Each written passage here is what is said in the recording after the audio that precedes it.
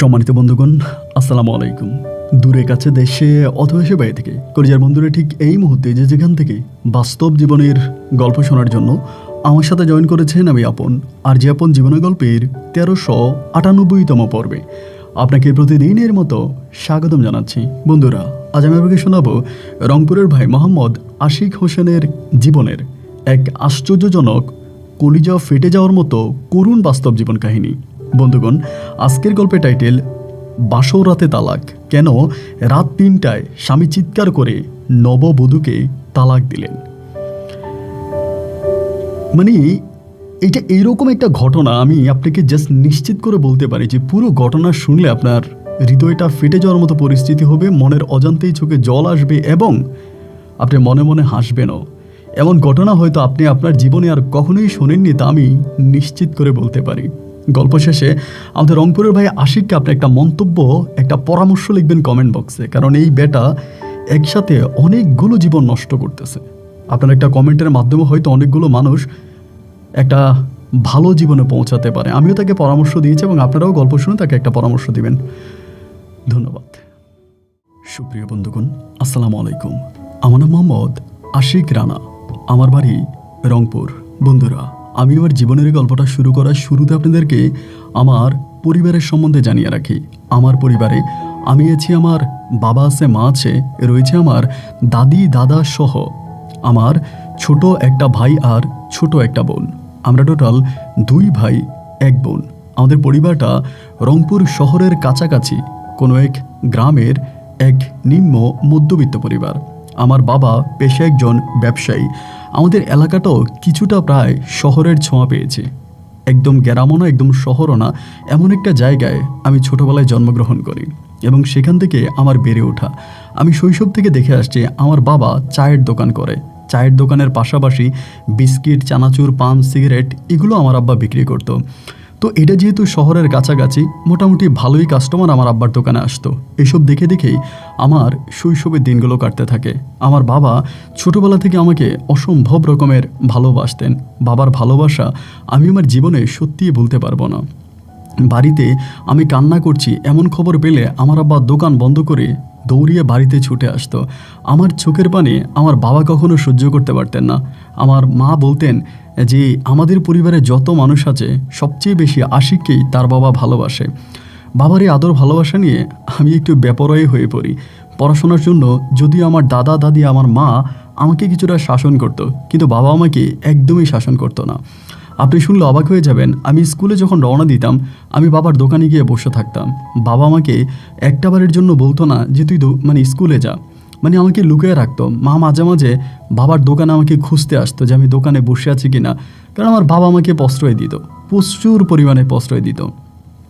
তো মা যখন আসতো দোকানে আমার খোঁজার জন্য, আমার বাবা তখন আমাকে দোকানে লুকিয়ে রাখতো, আমাকে লুকিয়ে রাখতো। আমার আম্মা খুঁজে টুজে চলে যেত। এরকমভাবে আমি খুব খারাপ হয়ে যাই। একটা সময় পড়াশোনা প্রায় ছেড়েই দিই। এইসবের জন্য সবসময় আমার মা আমার বাবাকে দোষারোপ করে যেত। সবসময় বাবারে বলতো, তোমার আশকারা পেয়ে ছেলেটা নষ্ট হয়ে গেল। আমার কত স্বপ্ন ছিল, ওকে আমি অনেক দূর পর্যন্ত পড়াশোনা করাবো, মানুষের মতো মানুষ হিসাবে গড়ে তুলবো, কিন্তু তোমার ওই প্রশ্রয় পেয়ে ও পড়াশোনা থেকে অনেকটা দূরে সরে গেছে, ওকে দিয়ে আর কোনো কিছুই হবে না। এরকমভাবে মা তখন আফসোস করে কথাগুলো বলতো। আর আমার আব্বা মায়ের ওই কথাগুলোতে কোনো গুরুত্ব দিত না। মায়ের ওই কথাগুলোতে আমার আব্বা এই কান দিয়ে শুনতো আর ওই কান দিয়ে বের করে দিত। এমন করতে করতে একটা পর্যায়ে আমি মোটামুটি প্রায় বড়ই হয়ে যাই। আমার বয়স তখন প্রায় 10 থেকে 12 বৎসরের কাছাকাছি। ঠিক তার আগ মুহূর্ত থেকে আমি আমার বাবার সাথে দোকানের কাজে লেগে যাই। দোকানে সকালবেলা গিয়ে দোকান খোলা, কাস্টমার আসলে চা বানিয়ে চা বিক্রি করা, এটা ওইটা বিক্রি করা। মোটামুটি আমার আব্বার অবর্তমানে বা আমার আব্বা যদি না আসতো, পুরো দোকানটা আমি খুব ভালোভাবেই চালাতাম এবং অনেক ভালো ভালো দূর দূরান্ত থেকে চায়ের কাস্টমাররা বেশি আমার দোকানে আসতো, কারণ আমি গরুর দুধ দিয়ে খুব ভালো মানের চা বানাতে পারতাম, যা আমি এখনও পারি। তো আমার হাতের গরুর দুধের চা খাওয়ার জন্য অনেক মানুষরা বিভিন্ন জায়গা থেকে আমাদের দোকানে আসতো। শুধু চায়ের লোভে আসতো, কিন্তু চা খাইতো, সাথে বিস্কিট এটা ওইটা বাড়িতে কিনে নিত, নিজেরাও খাইতো। এইভাবে ব্যবসাটা প্রায় অনেকটাই ভালোর দিকে যাচ্ছিল। আমার বয়স তখন প্রায় খুব বেশি না, 16 থেকে 17 বছর হবে।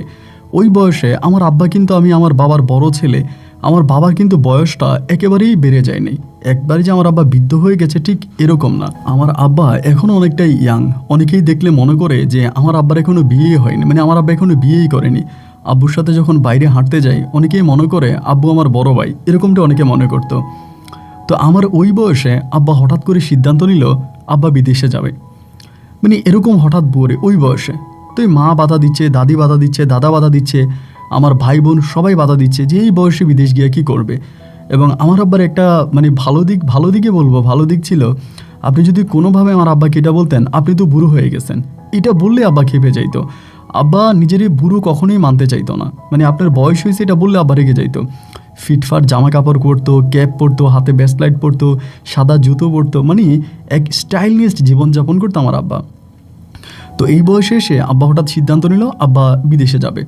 তো আমার মা বললো আপনি বিদেশ যাবেন, আমরা আপনাদের কোনো টাকা পয়সা দিতে পারবো না, আমরা আপনাদের কোনো টাকা পয়সা দিতে পারবো না, আপনার বিদেশ যাওয়ার দরকার নাই। কিন্তু আমার আব্বা বিদেশ যাবেই যাবে। আম্মার সাথে ঝগড়া করতেছে, আমার টাকা ব্যবস্থা করে দাও, আমি বিদেশ যাব। আমারে বলতেছে যে আশিক আমরা দোকানটা বিক্রি করে দিই, বাবা বিদেশ যাব, বিদেশ গিয়া তোর সহ নিয়ে যাব। আমি বললাম যে না, মা মানা করতেছে, আর দোকান আমি বিক্রি করবোই না। দোকান আমি চালাইতে আসি, এই দোকান দিয়া আমার গোটা পরিবার চলে, তা আমি দোকান বিক্রি করবো কেন? ওই সময় তো আমার ছোট ভাই আর ছোট বোনটা পড়াশোনা করতো, তারাও ওই দোকানের ইনকামেই পড়াশোনা করতো। সুতরাং আমার কথা হচ্ছে যত যাই হোক দোকান বিক্রি করা যাবে না, কারণ দোকানই আমাদের একমাত্র ইনকামের রাস্তা।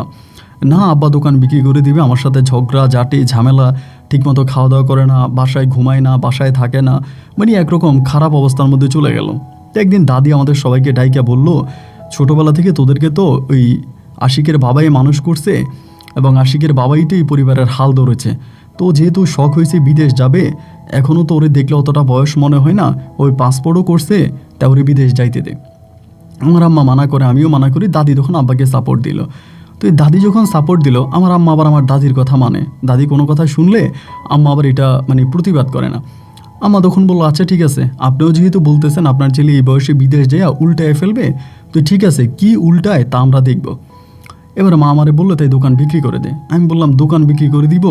আমি দোকান বিক্রি করে দিলে আমি কি করবো, আমি তো এই দোকান চালাই। এখন আমার আম্মা বলে দোকান বিক্রি করে দে, দোকান বিক্রি করা ছাড়া তার কোনো উপায় নেই, এত টাকা আমরা কই পাবো?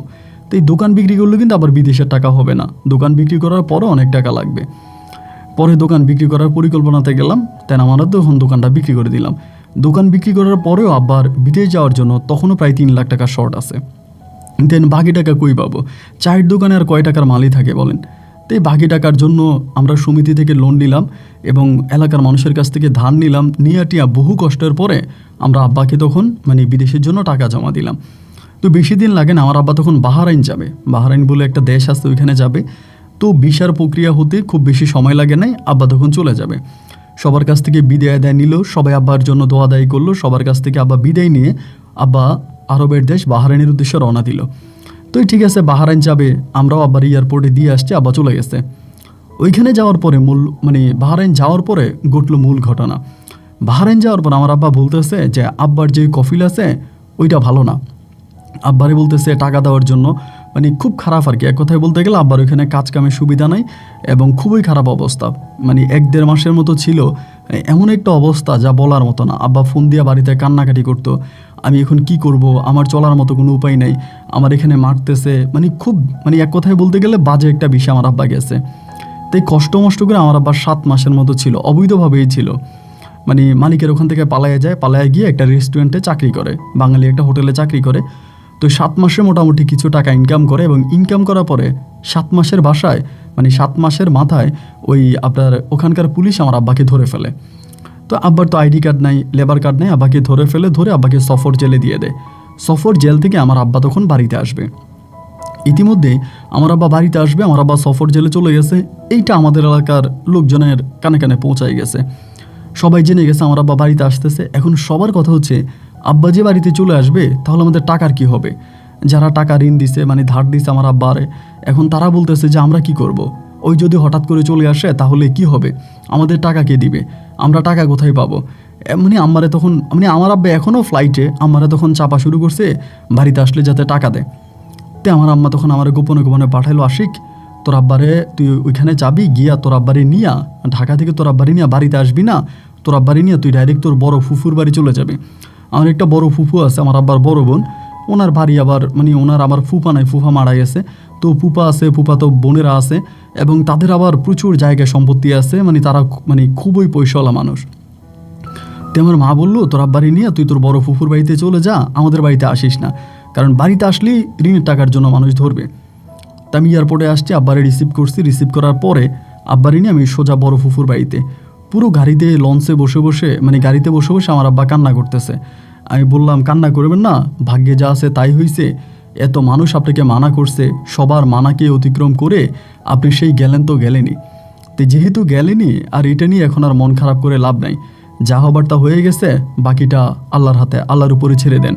আপনি তো মরে যান নাই, অনেকে তো বিদেশ থেকে মৃতও আসে। তে আমার আব্বা দুঃখ করে বলে আমি যদি মৃত আসতাম তাহলেই ভালো হইতো, আমি এই জীবন কেমনি কি করব, আমি মুখ কারে দেখাবো, তোরা এখনও মানুষ হস নাই, তোর ছোট বোনটারে, তোর ছোট ভাইটারে আমি মানুষ করতে পারি নাই, তোরও মানুষ করতে পারি নাই, আমার সংসারের কি হবে, আমার সমস্ত টাকা তো ওখানে চলে গেল। আমি বললাম আপনি মন খারাপ করেন না তো, আপনি আল্লাহর উপরে ভরসা রাখেন, আল্লাহ তো আমাদের সাথে আছে, চলেন আপনি ফুফুর বাড়িতে চলেন। তাই ফুফুর বাড়িতে নিয়ে গেলাম। এর পরের দিন আমার আম্মা তখন ফুফুর বাড়িতে আসছে। ফুফুর বাড়িতে আসার পরে আম্মা বলতেছে যে এত মানা করলাম, মানে আব্বার সাথে ঝগড়া করতেছে। বড় ফুফু বলতেছে ঝগড়া করিস না, ওর মনটা এমনিই খারাপ, মানে তোরা দেখ অন্য কোনোভাবে এটার কোনো কিছু করা যায় কিনা। তারপর আমার মানে মা বলতেছে আমার ফুফুরে এখন কি হবে, দুনিয়ার টাকা ঋণ, মানুষে তো বাড়ির মধ্যে নিয়ে টাকার জন্য আসতেছে। আমার ফুফু বলে তেই মানুষের বললি কেন, ও বাড়িতে আসছে, সবার কাছে বলতে ও বিদেশে। আমার আম্মা বলে আমি কি কার কাছে বলছি নাকি, মানুষই তো কীভাবে জানি জেনে গেছে। তো আমার ফুফু বলে তুই বাড়ি যা, বাড়ি গিয়ে সবাইরে বলবি কে বলছে আমার স্বামী চলে আসছে, উনি বাড়িতে আসে নাই, উনি এখনও বাহারায় নিয়ে আছে। তে আমার মা বলে তে উনি বাড়িতে গেলে মানুষ দেখবে না। আমার ফুফু বলে তে বাড়িতে পাঠাবো না, ওরে এখানেই কিছু একটা করে দিব, এখানেও কিছু একটা করব, বাড়িতে যাইব না। তো ফুফু বললো, মানে মা বলতেছে যে তাইলে তো ভালোই হয়, আমি বাড়িতে গিয়ে সবাইরে বলবো যে উনি আসে নাই, ওনার এয়ারপোর্টে পর্যন্ত আসছিল, এয়ারপোর্টে, এরপরে এয়ারপোর্ট থেকে ওনার কফিল আবার ওনারা বাহারাইন ফিরিয়ে নিছে। তে আমার আম্মা তখন আবারও বাড়িতে আসছে আমারে নিয়ে, এবং যারা এই ঋণের টাকার জন্য আসতেছে সবাইই বলতেছে যে উনি এয়ারপোর্ট পর্যন্ত নিয়ে আসছিল, মালিকের সাথে ঝামেলা করে, মালিক আবার বুঝিয়ে শোনা এয়ারপোর্ট থেকে ওনাকে নিয়ে গেছে, বেতন টেতন দেয় না, তো আসে আপনাকে টাকা দিমনি, আপনাকে টাকা দিয়ে দিব, আমি কারো টাকায় খামু না, আমি আপনাদের প্রত্যেকের টাকাই দিমু, আপনারা অপেক্ষা করেন। তো মানুষ তো আর অপেক্ষা করে না, বুঝেন না, টাকা পাইবো, মানুষ কি আর অপেক্ষা করে, আমার এসা খোঁজে, আমার এসা খোঁজে। আমি তখন এলাকাতে একটা মানে রাইস মিলে চাকরি করতাম, একটা রাইস মিলে তখন আমি চাকরি করি, ওই যে টাকা বেতন পাই ওই টাকা দিয়ে কোনো রকমে চলি। তা আব্বা মনে হয় 7-8 মাসে অল্প কিছু টাকা আনছে, তা আম্মার সাথে তখন যোগাযোগ করতেছে, করার পরে বলতেছে এই টাকাটা দিই, আম্মা বলতেছে যে এই টাকা আপনি আনছেন ওই টাকা দিয়ে কিচ্ছু হইব না, এখানে আপনি কোনো ঋণই দিতে পারবেন না। তো আমার আব্বা তখন আম্মার সাথে আলোচনা করে, আমার ফুফুর সাথে আলোচনা করে, তখন আমার আব্বা বললো যে আব্বা ওইখানে একটা দোকান দিবে, মানে ফুফুর বাড়িতে একটা দোকান দিবে, এরকম একটা সিদ্ধান্ত আমার আব্বা তখন ওইখানে নিয়েছে। তো আমার ফুফু কিছু টাকা পয়সা সাহায্য করবে এরকমটাই শুনছিলাম আর কি। এইবার পরিশেষে আমার ফুফু কিছু টাকা দিল আমার আব্বারও কিছু বাহরাইন থেকে টাকা নিয়ে আসছে, এবং ওই 2টা টাকা মিলিয়ে আমার আব্বা তখন আমার ফুফুর বাড়ির সামনে একটা ছোট্ট চায়ের দোকান দিছে, মানে ছোটোখাটো করে একটা চায়ের দোকান দিছে, ওইখানে আমার আব্বা তখন চলতেছে, চায়ের দোকান দিছে, চায়ের দোকান চালাইতেছে, মানে চা বিক্রি করতেছে, মানুষের সাথে ভালোভাবেই আছে। আর এদিক দিয়ে মনে করেন আমি তখন বাড়িতে বলতে আমি ওই রাইস মিলে চাকরি করি, বেতন পাই, আম্মা আব্বা মানে মায়ের টাকা দিই, বোনের টাকা দিই, এই তাদের মতো করে আমি তাদেরকে দিয়ে তাদের মতো করেই চলতেছি। ওই একইভাবে তখন মানে একাধারে জীবন কাটতেছে। এভাবে প্রায় 1.5 বছর মতো কেটে গেছে। আব্বা কিন্তু বাড়িতে আসে না, আর আমার আব্বা বারবার আমার মায়েরে বলে যে তুমি আসো, মানে যাইতে বলে, মানে মার কাছ থেকে শুনি আর কি। মা আমারে সবসময় বলে আশিক রে তোর বাবা বলতেছে ওইখানে যাওয়ার জন্য। আমি বললাম তা আব্বা বলতেছে আপনি যান না কেন? আমার আম্মা বলে কেমনে যাবো, তোর দাদি আছে, দাদা আছে, এরপরে তোর এত মানুষ, আমি তাদেরকে রেখে কেমনে যাই, এবং সংসার চলবো কেমনে, এত টাকা গাড়ি ভাড়া খরচ করবো কি, আমি যাবো না। প্রায় 1.5 বছরের কাছাকাছি হয়ে গেছে, আমার আম্মা আর যায় না। তো একটা পর্যায়ে হলো কি, আমার আব্বু আর আমার আম্মারে ফোন টোন দেয় না, মানে আম্মা যায়ও না, আমার আব্বু আর আম্মারে ওভাবে ডাকে না, ফোন টোন করে না যে তুমি আসো, মানে আমার আম্মারে আর ফোনও করে না। তো আমার আম্মা যখন ফোন করে আমার আব্বা আর ফোন টোন ধরে না, মানে আম্মা ফোন দিলে আমার আব্বা আর ধরে না, আর ধরলেও আমার সাথে খারাপ ব্যবহার করে, মানে কেন ফোন দিছো, কী কারণে দিছো, কী চাও, মানে আম্মার সাথে একরকম দুর্ব্যবহার করে। তো এরকমভাবে আমার আব্বা আম্মার মাঝে একটা মানে কঠিন ধরনের একটা ফাঁক সৃষ্টি হয়ে গেল প্রায় 3 মাসের মতো। 3 মাস আমার আব্বা আম্মার সাথে কথা বলে না, আম্মা আব্বার সাথে কথা বলে না। তো মাস তিনেক পরে আমার ফুফু একদিন আমারে ফোন দিল, ফোন দিয়ে বললো আশিক রে একটা কাজ কর, তোর আম্মারে নিয়ে আমাদের বাড়িতে আয়, এমনি বলতেছে। তাই বললাম যে আম্মারে নিয়ে আপনাদের বাড়িতে যাব, কারণ কি? আমার ফুফু বলে তাই আয় না, আইলেই তোরে আমি বলবো নি। পরে মারে বললাম যে মা চলেন। আম্মা মানে ফুফু তো যাইতে বলছে ফুফুদের বাড়িতে। আমার আম্মা বলে যাব না, তোর বাবার চেহারা আমি আর দেখতে চাই না, তোর বাবা আমার পুরো জীবনটা নষ্ট করে দিছে, এই লোকের চেহারাই আমি আর দেখবো না, এই লোকের চেহারা আমি আর দেখবো না, মানে খুবভাবে আমার আম্মা যাবেই না। তো এইভাবে আরও কয়টা দিন কেটে যাওয়ার পরে আমাকে একদিন আমার ফুফু বলতেছে কি যে তোর আম্মার কাছে মোবাইলটা দে, আমি একটু তোর আম্মার সাথে কথা বলি। পরে মার কাছে মোবাইল দিছি, মা দিয়ে কান্না করতেছে মোবাইল কানে দিয়া। কি কথা বলে তা তো আর জানি না, কান্না করতেছে। কান্না করে করে মা লাইন কেটে দিচ্ছে, কাটে দিয়ে আমারে বলতেছে আশিক ব্যাগ ট্যাগ রেডি কর, আমরা তোর ফুফুর বাড়িতে যাব। তেন কি হঠাৎ করে আমি তো বুঝি না, মানে মা রেগেও আছে কান্নাও করতেছে। পরে ব্যাগের মধ্যে আপনার জামা কাপড় সব কিছু ঢুকে এলাম, ঢুকে রওনা দিছি ফুফুর বাড়ি যাব। গাড়ির মধ্যে বৈশা মারে বলতেছি মা এখন তুমি আমার কাছে বলো না যে কি হয়েছে, ঘটনা কি, আমরা যে যাব কিন্তু কি কারণ, মানে হঠাৎ করে তুমি কান্না করতেছো, মন খারাপ দেখাইতেছো, কি হয়েছে আমারে বলো। তখন গাড়ির মধ্যে আমার আম্মা আমার ধমক দিয়ে বসে, মানে আমার একটা ধমক দিয়ে বলতেছে যাইলে দেখবি না, তুই যাইলে দেখবি না, ঘটনা কি, এখন এখানে এত বকর বকর করতেছিস কেন, এত কথা বলতেছিস কেন, যাইতেছি চল যাইলে দেখবি, সবগুলো একই হইবে, কোনোটা ভালো হইবি না। এরকম করে মা আমার সাথে মানে ব্যবহার করতেছে। পরে আমার সাথে আমি তখন গেলাম ফুফুর বাড়িতে গেলাম, এবং পুরোটা রাস্তা আমার কাছে কিছুই বলে নাই। বারবার জিজ্ঞেস করতেছি কি হয়েছে, কান্না করতেছো কেন, মানে ঘটনা কি আমার কাছে বলো না। মা কোনো কিছুই বলে না, শুধু কান্না করে। পুরো রাস্তা একদম কান্না করতে করতেই শেষ পর্যন্ত ফুফুর বাড়িতে গেল। এবার ফুফুর বাড়িতে যাওয়ার পরে আমার আম্মা বলতেছে যে কই ওই লম্পটটা, কই বেয়াদবটা কই। আমার ফুফু বলতেছে ও তো বাড়ি থেকে তোরা আসবি কেমনে খবর পাইছে, বাড়ি থেকে পালাইছে, বাড়ি থেকে পালাই গেছে। আমার আম্মা তখন বলতেছে আমি ওর জুতা দিয়ে ফিটবো, ওরা আমি জুতা দিয়ে মারবো, আছে কই, কই আছে ওইটা বলেন। মানে আমি তখনও বুঝতেছি না যে কী হইতেছে, মানে কী কারণে আম্মা এরকম করে আর ফুফু বা এরকমটা করতেছে। এবার আম্মা গেছে আমার বাবারে খোঁজার লাগিয়া, মানে কোন দিকে জানি খুঁজতে গেছে।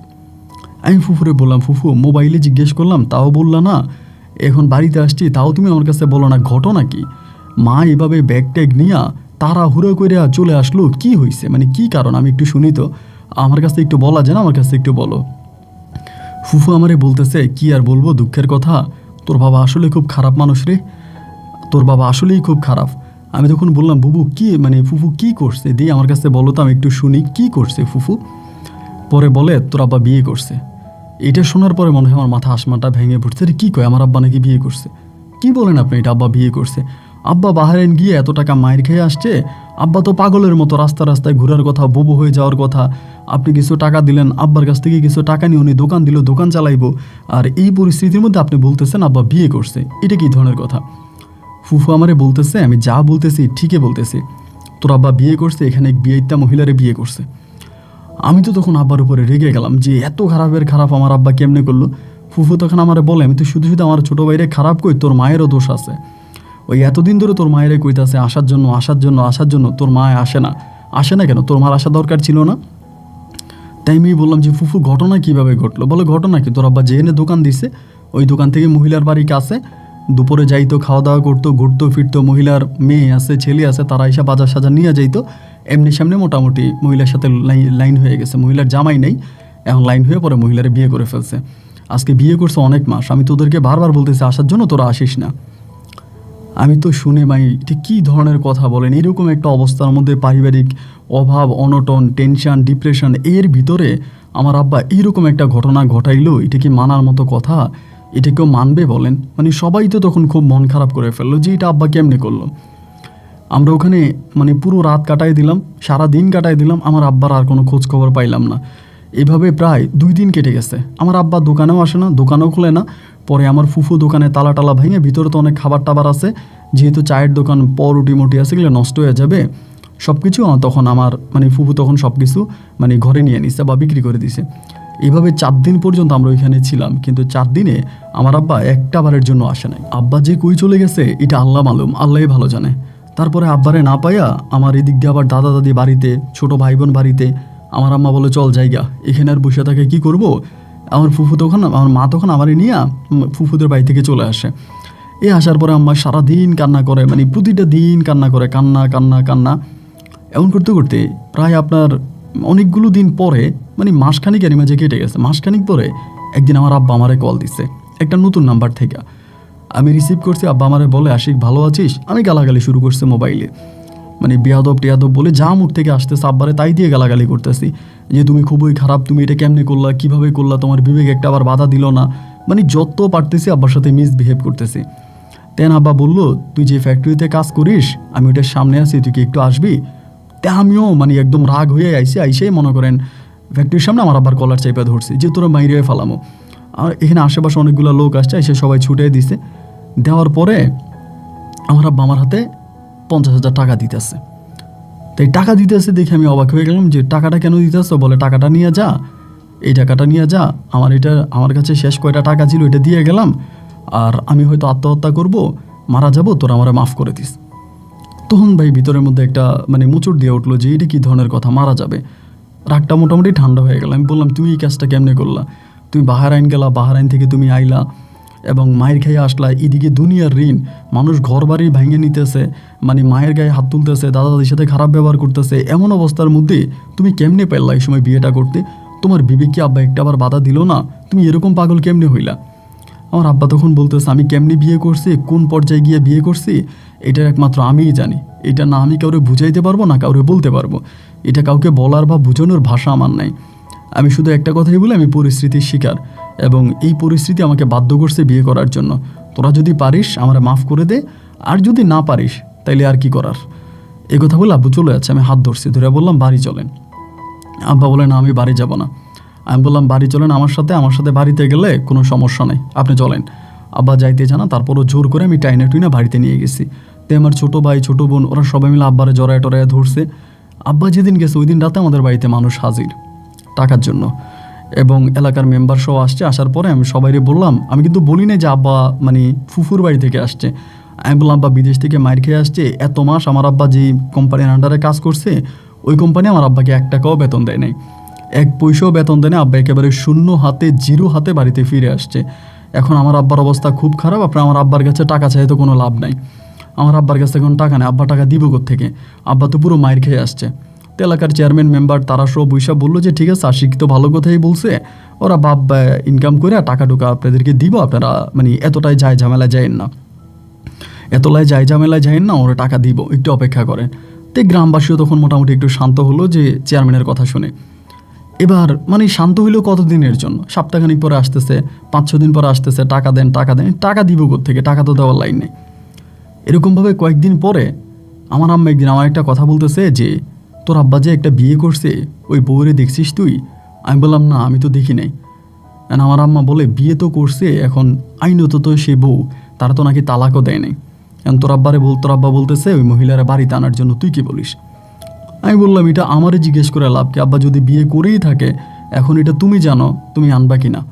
আমার আম্মা বলে আমি তো আনতে রাজি নাই, কিন্তু তোর বাবা একটা কথা বলছে ওইটা শুই না পরে আমি রাজি হয়েছে মোটামুটি, এখন তোরে জিজ্ঞেস করি, তোর কাছ থেকে পরামর্শ চাই।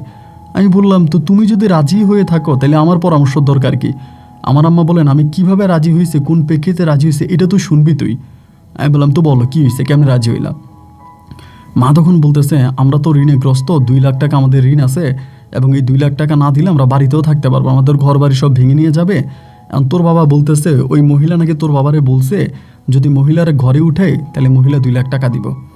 তো তোর আব্বা তো এমনিও বিয়ে করছে, মাঝে মাঝে ওইখানে যায় আসে যায় যাতায়াত করেই, তো বাড়িতে আনলে সমস্যা কি, যদি 2 লাখ টাকা দেয় আমরাও তো ঋণ থেকে বাঁচতে পারবো। আমি তখন বললাম যে তাই তো ভালোই হয়, যদি মহিলা 2 লাখ টাকা দেয় তাইলে তো আমাদের ঋণটা থাকতেছে না, এখন তুমি কি বলো? আমার আম্মা বলে আমার কোনো কিছু বলার না রে বাজান, আমি কিছু বুঝি না, তুই বুঝিস, এখন তুই যদি বলিস তাহলে 2 লাখ টাকা দিয়া আমি তোর আব্বারে বলবো মহিলারা আনার জন্য।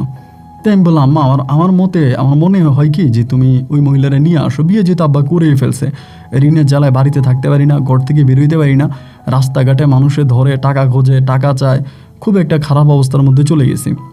কিন্তু আব্বা যদি এভাবেই বিয়ে করেই থাকে তা মহিলারা নিয়ে আসো। আমার আম্মা তখন রাজি হলো, ফুফুর লগে ফোনে যোগাযোগ করলো। এবার আমার ফুফু ওই মহিলারে নিয়ে আসছে আমাদের বাড়িতে। তাই মহিলারে নিয়ে আসছে, আমি তখন ফ্যাক্টরিতে, আম্মা ফোন দিয়েছে, বাড়িতে আসছি, আইসা দেখলাম যে মহিলা ফল ফ্রুট আচার মানে অনেক কিছু নিয়ে আসছে আমার আম্মার জন্য, আমাদের জন্য। তো সবাই খাওয়া দাওয়া করলো, মহিলাও দেখলাম খুবই ভালো, দেখতে শুনতে খুবই সুন্দরী, মানে বয়স হয়েছে একটু কিন্তু অনেক সুন্দর। তো আমার আব্বা তখন খুশি, আলহামদুলিল্লাহ। মহিলা তখন করলো কি এই 2 লাখ টাকা আমার আব্বার হাতে তুলে দিল যে নেন। আমার আব্বা তখন 2 লাখ টাকা দিয়ে ওই রাতের মধ্যেই মানুষের ঋণ পরিশোধ করলো। তো এই মানুষের ঋণ পরিশোধ করলে এখন তো আমরা চলতে পারি না। আমার আব্বা তো তখন বেকার। ওই মহিলা তখন আব্বারে বললো, একটা কাজ করেন, আমি আরও কিছু টাকা দিই, আপনার 4টা গরু কিনেন, 4-5টা গরু কিনেন, গরু কিনা গরুর দুধ দোহাইয়া আপনি বিক্রি করে কিছু একটা করতে পারবেন। পরে সম্পূর্ণ এই মহিলার পুঁজিতে আমার আব্বা পরে 4টা গরু কিনে, এই প্রথম 4টা গরু কিনলো। এবং গরু কেনার পরে গরু যে পরিমাণে দুধ দিত তা বিক্রি করে দেখেন আমার আব্বা অনেক লাভবান হয়ে গেছে। একটা পর্যায়ে আমিও তখন যে ফ্যাক্টরিতে চাকরি করলাম, ওই ফ্যাক্টরি চাকরি আমি ছেড়ে দিছি। ছেড়ে দেওয়ার পরে আমি তখনই আমার আব্বার সাথে থাকতাম। আমার আব্বার সাথে তখন আমি গরুর ফার্মে কাজ করতাম। এভাবে প্রায় আরও 5 থেকে 6 মাসের মতো কেটে যায়। এর মধ্যে আমার আব্বা, আমার আম্মা, মানে আমার নতুন মা আর কি, ওনারা ওই আমার ফুফুর বাড়িতে যাইতো, আসতো, ওইদিকে যাতায়াত করতো। তো একদিন হলো কি, আমার ওই সৎমা আমারে বলতেছে, আশিক তুই যাবি নাকি আমার সাথে তোর নানার বাড়িতে? আমি বললাম যে আমি তো জীবনও যাই নাই, ফুফুর বাড়ি পর্যন্ত চিনি, আপনাদের বাড়ি তো চিনি না। উনি আমারে বলে, তুই তো আমার ছেলে, যাইলে চল।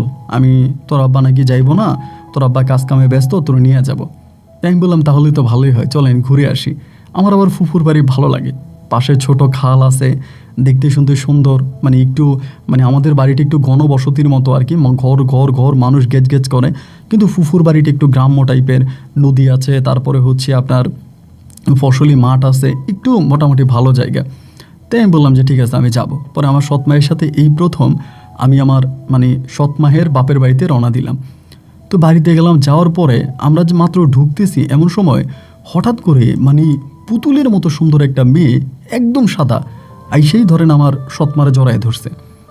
সৎমারে জড়ায় ধরছে, ধরে বলতেছে, আম্মু ভালো আছো, এটা সেটা। পরে আমার বলতেছে, ভাইয়া ভালো আছেন? তা আমি তো অবাক হয়ে আছি, কি রে এই মেয়ে আবার কে? আমি কিন্তু চিনতেছি না। আমাদের কাছ থেকে ব্যাগ নিয়ে ভিতরে ঢুকলো। ঢুকার পরে আমি তো সৎমারে বলি যে, মা এরে তো চিনলাম না, ওকে? বলে, তোরে বলছিলাম না যে আমার একটা মেয়ে আছে, আমার বড় মেয়ে সাথী। আরে তুই চিনিস না? তোর কথা তো বলছিলাম, তোরে দেখে নাই আর কি, তোরা দেখা হয় নাই, এটা তোর বোন। পরে আমার কাছে আসছে, এসে আমি দেখলাম, বাপরে বাপ, একেবারে পুতুল বললেই চলে। চোখগুলো মানে চেহারা একদম পুতুলের মতো দবদবা সাদা, কাগজের মতো সাদা। এত সুন্দর মেয়ে মনে হয় আমার জীবনে আমি আর দেখি নাই। আমি অদ্ভুতভাবে মেয়ের মুখের দিকে তাকায় আসছি, খুব সুন্দর চেহারা। পরে আমার সাথে কথাবার্তা হলো, কথাবার্তা বললো, এবং খুবই ভালো, মানে একদম নম্র ভদ্র, খুব সুন্দর করে আমার সাথে মিষ্টি ব্যবহার করলো। আমিও তার সাথে কথাবার্তা বললাম, দুজনে মোটামুটি প্রায় অনেকক্ষণ কথাবার্তা বললাম। এবার মানে আমার পুরো মন বসে গেছে এখানে, যে আমি এখান থেকে যাব না। তো ওর নাম ছিল সাথী।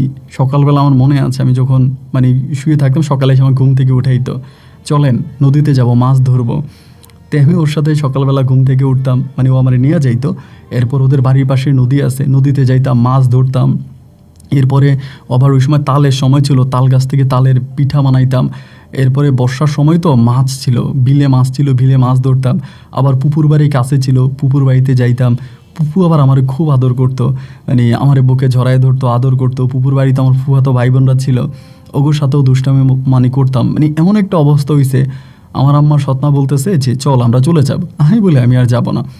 আমার সৎমা বললো, মা এটা কেমন কথা বললি, তা তুই যাবি না? তোর আব্বা তো চিল্লাচিল্লি করবে। আমি বলি, তুমি যাও, আমি পরে যাব, আমি পরে যাব। তা আমি আর যাই না, না কি আমি এখানেই পড়ে আসি। তে আমার সৎমা যাওয়ার সময় বলে গেল যে আচ্ছা ঠিক আছে, তুই পরে যখন আসবি সাথীরে নিয়ে আসিস, সাথী তোদের বাড়িতে যাইতেছে। আমি বললাম তাহলে ভালোই হয়, আমি নিয়ে চলে যাই, সাথীরে এখনই নিয়ে যাই। আমার সৎমা বলতেছে, না ওর তো পরীক্ষাও, পড়াশোনা করে মাদ্রাসায়, আমি পরে ওরে নিয়ে যাইস, তুই নিলে আরও 2 দিন থাক। পরে আমার সৎমারে গাড়ি উঠে দিলাম, উনি চলে গেল। এবার তো ঘর ফুগরা ফাঁকা। মানে সাথী যদিও সম্পর্কে আমার সৎবোন হবে, মানে কি বলবো, ওর প্রতি তো আসলে আমার কোনো আকর্ষণ জাগার কথা না। তো ওর তো মা একটা, কিন্তু বাপ তো আলাদা। তো ওর প্রতি আমার এক ধরনের মানে কেন জানি আমি বুঝি আমার ভিতরে এই ধরনের ইমোশনটা কাজ করতে শুরু করে। তো এটা তো খুবই খারাপ একটা লক্ষণ, খুবই খারাপ একটা বিষয়। সৎবোনের সাথে কি আর এই ধরনের কোনো সম্পর্কে যাওয়া যায়? এটা তো কোনোভাবেও না, কোরআনেও না, হাদিসেও না, সামাজিকভাবেও না। কিন্তু দেখা গেল কেন জানি তার প্রতি আমি খুব বেশি দুর্বল হয়ে গেলাম, মানে মোটামুটি বলতে গেলে খুব আকৃষ্ট হয়ে গেলাম। এভাবে 3 দিন তাদের বাড়িতে ছিলাম। 3 দিন পরে তারে কোনো কিছু বলার সাহস পাই নাই, কিন্তু ওর মাথা টিপে দেই, হাত পা টিপে দিই, ওর সাথে পুকুরে যাই, মাছ ধরি, বিলে যাই। এরপরে মাঝে মাঝে রাতের বেলায় উঠোনে বসে দুজনে রূপকথার গল্পের গান শুনি, কবিতা গাই, মানে মোটামুটি ওর সাথে আমি মিশে আছি। তো ওভাবে ভালোবাসার কথা এখনও বলা হয়নি, আর বলবো বা কোন মুখে, ও তো আমার বোন হয়। এভাবে 3-4 দিন পরে ও বলতেছে, আম্মা ফোন দিতেছে রংপুর যাওয়ার লাগে, আপনাকে বাড়িতে যাওয়ার লাগে, চলেন যাব। তাই বললাম যে তুই ঠিক আছে, আমি ওরে নিয়ে পরে রওনা দিলাম, রংপুরে আসছি। আসার পরে আমাদের বাড়িতে এই প্রথম আসছে, মানে বিশ্বাস করুন আমাদের বাড়িতে আসার পরে মানুষের ঢল পড়ে গেছে, যে ওরে দেখতে আসে সবাই বলতেছে বিদেশি। মানে ও যে বাংলাদেশি কোনো মেয়ে এটা কেউই বলে না, চুলগুলো ছিল লাল লাল, সবাই বলতেছে ওইটা বিদেশি মেয়ে, মানে বিদেশি মেয়ে আমাদের বাড়িতে আসছে। ঠোঁটগুলো ছিল একেবারে লাল, মনে হয় যেন মানে ওর ঠোঁটে সবসময় লিপস্টিক দেওয়া থাকে, মানে মনে হয় যেন অলওয়েজে লিপস্টিক দিয়ে রাখছে এমন একটা অবস্থা, কিন্তু লিপস্টিকও দেয় না, মানে একদম ঠোঁটগুলো এমনিতেই লাল, জন্মগতভাবেই লাল। তো এবং অনেক লম্বা, হ্যাংলা, ফর্সা, মানে একদম এক কথায় বলতে গেলে ইন্ডিয়ান নায়িকাদের মতো চেহারা। তো সবাই ধরেন ওরে নিয়ে আলোলে দোললে মজা করতেছে, এদিক সেদিক ঘুরতেছে। আমার মনের ভিতর ভাই ওরে নিয়ে এক ধরনের ভাষা বেঁধে গেছে, যেভাবেই হোক আমি ওকে ভালোবাসবো, ওর সাথে আমি একটা সম্পর্ক করব, কিন্তু কোন মুখে বলি বা কেমনে বলি এটা তো সামাজিকভাবেও যায় না এবং পারিবারিকভাবেও যায় না। ও আমাকে আদৌ মেনে নিবে কি না বা আমার সাথে ও সম্পর্ক করবে কি না, মানে সব কিছু মিলে আমি তখন একটা মানে লাইক কনফিউজড হয়ে গেছিলাম যে কী করব, কী করা যায়। এমন করে অনেকগুলো দিন কেটে গেল, আমাদের বাড়িতে ছিল থাকার পরে একদিন আমি চিন্তা করলাম যে আসলে মানে তার সাথে না বলেও পারি না, বলেও পারি না। আমি একদিন তারাই মোবাইলে SMS করছি, মানে মোবাইল তখন নাম্বারে SMS করছি যে আই লাভ ইউ। এই মেসেজটা করার পরে ও খুব মানে মনে হয় যেন আমি আসলে বুঝতে পারি না, মনে খুব রেগে গেছে। যেদিন আমি ওর আই লাভ ইউ লিখছিলাম রাতের বেলায়, পরের দিন ওর মারে বলতেছে আমি এই বাড়িতে থাকবো না, আমি চলে যাবো। তোর মা বলতেছে তুই কেন চলে যাবে? পরে বলে আমারে বললো যে ঠিক আছে আশি করে দিয়ে আয়। আমি বললাম যে না আমি যাইতে পারবো না। পরে ও বলে আমি আশিক ভাইয়ের সাথে যাবো না, আমি আমার ছোটো ভাইয়ের সাথে যাবো, মানে আমার যেই ছোটো ভাই আছে আরিফের সাথে যাবে। পরে আমার সাথে না গিয়া আরিফ মানে আমার ছোটো ভাই আরিফের সাথে তখন ও মানে ইয়েতে চলে গেছে, মানে ওদের বাড়িতে চলে গেছে। মনটা খুব খারাপ হয়ে গেল, চলে গেছে, আমার কোনো ফোন টোন দেয় নাই, আমিও রাতে ওরে ফোন দিই নাই। পরের দিন দুপুরবেলা ফোন দিছি, ওরে ফোন দিই ও ফোন ধরে না, ফোন করি ফোন ধরে না, মানে যতই ফোন দিও আমার ফোনে রিসিভ করে না, মানে টোটালি আমার ফোন ধরে না। এখন একটা জিনিস আপনি খেয়াল করে দেখবেন যে আপনি যদি কাউরে ভালোবাসেন, কারো প্রতি দুর্বল থাকেন, এই মানুষটা যখন আপনাকে ইগনোর করবে, অবহেলা করবে, তখন কিন্তু তার প্রতি ভালোবাসা দ্বিগুণ হয়ে যায়, মানে ভালোবাসা বেড়ে যায়। এখন দেখা গেল এই সাথীর প্রতি আমার ভালোবাসা আরও বেড়ে গেল, মানে আমার ভালোবাসা এত পরিমাণের বেড়ে গেল যে আমি আর ওরে ছাড়া কিচ্ছু বুঝি না, মানে আমার ভালোই লাগে না, রাতে ঘুম হয় না, খাওয়া দাওয়া করতে পারি না, মানে সারাক্ষণ শুধু মনের ভিতর ওর জন্যই বাসা বাঁধে, ওর জন্যই মনটা আনচান করতে থাকে যে যেভাবেই হোক যে করেই হোক আমার ওর সাথে সম্পর্ক করতে হবে, আমার ওকে ভালোবাসতে হবে, মানে ফাইনালি আমার ওরে লাগবে, মানে আর কোনো কথা নেই, আমার ওরে লাগবে। ওর প্রতি তখন আমি খুবই দুর্বল হয়ে যাই, মানে খুব দুর্বল। তাই কী করবো এখন, ও তো আর আমার সাথে কোনো রিলেশন করবে না, আমার সাথে কোনো রিলেশনে যাবে না। এভাবে দীর্ঘদিন কেটে গেল, বাট আমি খাইতে পারি না, ঘুমাইতে পারি না। একটা সময় পাগলের মতো ছুটে গেলাম তার বাড়িতে, সৎমায়েরাও জানাই না, কাউরেও জানাই না, পাগলের মতো ছুটে গেছি। যাওয়ার পরে ওই বাড়িতে গেছি, বাড়িতে যাওয়ার পর সাথে কথা বলে না, মানে খুব খারাপ ব্যবহার করে। একদিন রাতের বেলা আমি বললাম যে দেখো সাথী, আমি তোমার অনেক ভালোবাসি, এতটাই ভালোবাসি যেটা আসলে মুখের ভাষায় বলে আমি প্রকাশ করতে পারবো না, আমার মুখের ভাষায় প্রকাশ করা সম্ভব না। তো আমি তুমি শুধু একটা কথাই বলি, মানে আজকে রাতের মধ্যে আমি তোমাদের বাড়িতে আত্মহত্যা করব। মানে এতটাই পাগল ছিলাম যে কোরআন শরীফ সাথে নিয়ে গেছি, মানে কোরআন মাথায় দিয়ে দিয়েছি, দিয়ে বললাম যে কোরআন মাথায় নিয়ে বললাম আমি আজকে রাতে এখানে আত্মহত্যা করে মরে যাব, আমি আর তোমাকে বিরক্ত করব না। পরে ও আমারে বলতেছে যে এগুলো কী শুরু করছেন আপনি বুঝেন না আপনি আমার কী হন? আমি বললাম তা আমি বুঝি, তোমার সাথে আমার কোনো ব্লাডের সম্পর্ক নাই, তোমার বাপও আলাদা, তোমার মাও আলাদা, আমার বাপও আলাদা, আমার মাও আলাদা। ও বলে যাই হোক, কিন্তু আমার মা কি আপনার বাবার কাছে বিয়ে বসছে না? তাহলে তো আপনি আমার সৎ ভাই, তাই না? আমি কেমনি আমার সৎ ভাইয়ের লোকে প্রেম করি, এটা কেমনি সম্ভব? আমি বললাম দেখো, কিন্তু একটা কথাই বললাম, তুমি যদি রাজি হও তাহলে ভালো, আর যদি রাজি না হও তাহলে আজকে রাতে আমি আত্মহত্যা করবো। আসলে কিন্তু আমি আত্মহত্যা করতাম, আমি ওরকম প্ল্যানিং নিয়ে গেছিলাম। পরে ও আমারে বলতেছে যে না প্লিজ পাগলামি করেন না, একটু বুঝেন। না বুঝের কিছুই নেই, আমি আত্মহত্যা করবো। আমি আত্মহত্যা করলে তো তোমার কোনো সমস্যা নেই, তোমার কী সমস্যা? আমি আত্মহত্যা করে আমি চলে যাবো, আমি কাউকে আর বিরক্ত করবো না। আমি কেন মানুষের বিরক্তের কারণ হয়ে থাকবো? আমি আর কাউরে বিরক্ত করতে চাই না, আমি নিজের জীবন নিজে দিয়ে দিব। রাত্র তখন ও আমার ঘরের দরজায় দাঁড়ায় আছে, মানে ও রাত্রে ঘুমায় নেই। আমি 12:30 কি 1টার দিকে বেরোইছি, রশি নিয়ে আমি ফাঁসি দিব। ওই আমাদের মানে আমি দরজা খুলে দেখো দাঁড়ায় আছে, আমার বলে ঘরে যান। আমি বললাম ঘরে গেলে তোমারে নিয়ে যাবো। আমারে বলে দেন রশি দেন, আমি রশি দিই না। এই দুজনে টানা হেঁচড়া করতেছে। আমি বললাম দেখো তোমার ভাই জেগে যাবে বা এলাকার মানুষ জানবে, খারাপ ভাববে, তুমি সরো। আমারে ধাক্কা দিয়ে ঘরের মধ্যে ঢুকে দরজা আটকায় দিছে। আটকায় বলে এই সম্পর্ক কেউ মেনে নিবে? আমি বললাম কে মেনে নিবে কি নেবে না সেটা আমি জানি না, আমি তোমারে ভালোবাসি, আমি তোমারে চাই, আর কারো মানা না মানে আমার কিছু যায় আসে না। আমারে বলতেছে এটা আপনি কেমনি করতেছেন, একটু ভাবেন। আমি বললাম না। ও বলে এই পর্যন্ত আমাকে হাজার হাজার ছেলে প্রেমের প্রপোজাল দিছে, আমি কারো প্রস্তাবে রাজি হইনি। তা আমি কি করবো, আমি না বুঝতেছি না আপনি কেন পাগলামি করতেছেন। আমি বললাম আমি আত্মহত্যা করবো, সোজা কথা। পরেও আমার কাছ থেকে রশিটা নিছে, নেওয়ার পর আমি ওরা জড়াইয়ে ধরছি। এক কথায় বলতে গেলে ওখানে ওর সাথে আমার অনেক রোমাঞ্চ হয়ে গেছে, এবং ওই রাতে যা হয়েছে তা আসলে এখানে বলার মতো না, অনেক কিছু। প্রথমে ওই রাতে আমার প্রতি দুর্বল হয়ে গেছে, আমাদের প্রথম সম্পর্ক, প্রথম স্পর্শ, সব কিছু প্রথমবার হওয়া, তো যার জন্য আমার প্রতি অনেকটা দুর্বল হয়ে গেছে। এবং ও আমারে বলে যে আমি জীবনেও কোনো দিন মানে চিন্তা করি না যে আপনার সাথে আমার রিলেশন হবে, কোথায় আপনার বাড়ি, কোথায় আমার বাড়ি, এলাকার কত ছিল আমার পিছনে ঘুরে, বাট কারোর সাথে আমি এটা করলাম না, অথচ আপনার সাথে হয়ে গেল। তা আমি এই বাড়িতে 2 দিন ছিলাম, 2 দিন থাকার পরে ইতিমধ্যে আমার সৎমা খবর পেয়ে গেছে, আমারে ফোন দিয়ে বলতেছে তুই এই বাড়িতে কী করিস, আমারে বলি গেলি না কেন, তাড়াতাড়ি আয়। পরে আমি সাথীরে বাড়িতে রেখে আমি একাই চলে আসছি আমাদের বাড়িতে। না কাজ কাম করি, ওর সাথে কথা বলি, মানে দুজনেই মোটামুটি খুব ভালো একটা সম্পর্কের মাঝে চলে গেছে, মানে মোটামুটি একটা গভীর সম্পর্কে চলে গেছে। ওই আমারে খুব ভালোবাসে, আমিও ভালোবাসি, সারা রাত দুজনে ফোনে কথা বলি, ধরেন রাতে ঘুমাই না, পুরা রাত ওর সাথে 3টা 4টা পর্যন্ত ফোনে কথা, মানে একজন আরেকজনের জন্য পুরা পাগল, একজন আরেকজনের সাথে মনে করেন 1 মিনিট কথা নইলে মনে যেন মরে যাব, এমন একটা অবস্থা। তো এই করতে করতে ভাই হঠাৎ করে একদিন আমাদের ঘরের মধ্যে একটা আলোচনা হইতেছে এইটা যে আমার এক চাচাতো ভাই আছে, মানে আমার এক চাচা আছে আর কি, আপন না, আমার আব্বার চাচাতো ভাই হয়। তো ওনার ছেলে আর কি, মানে অনেক টাকা তাদের আর কি, তাদের নিজেদের বাজারে কোম্পানি ডিলার আছে, বড় বড় কোম্পানির ডিলার আছে এবং অনেক বড় লোক। তো ওই ঘরের একটা ছেলে, বড় ছেলে, নাম হচ্ছে নাজমুল। উনি আবার পড়াশোনা করা শিক্ষিত মানুষ, ব্যবসা বাণিজ্য করে। আমি আমার শুনতেছি আমার সৎমা আর আমার আব্বা আর আমার আপন মা তারা সবাই মিলে আলোচনা করতেছে ওই নাজমুলের কাছে মানে সাথীরে বিয়ে দিব, আমার সৎমা এটা নিয়ে আলোচনা করতেছে।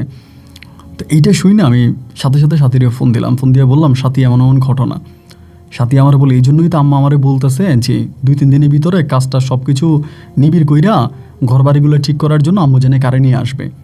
আমি বললাম কবে বলছে, বলো আজকে সন্ধ্যার সময়। তুমি যে আমারে বললা না, ও বলে আসলে আমার মনে ছিল না তোমাকে বলার জন্য, আম্মা কিন্তু এটা আমারে বলছে। মানে আমি তখন কী করবো বলেন, আমি বললাম যেটা তুমি কি বলো, আমি তোমারে ভালোবাসি, মানে তুমি তো বুঝতেছো না। ও আমার বলে আমি বুঝে কী করবো, এটা তো আপনাদের বাড়ির ঘটনা, তো আপনি ওই ছেলের বলেন, যে ছেলের সাথে আপনার সম্পর্ক আছে আপনি তারা বলেন যে আপনি আমার ভালোবাসেন। আমি বললাম আমি আগে পরিস্থিতি বুঝি, এখানের পরিস্থিতিটা কি।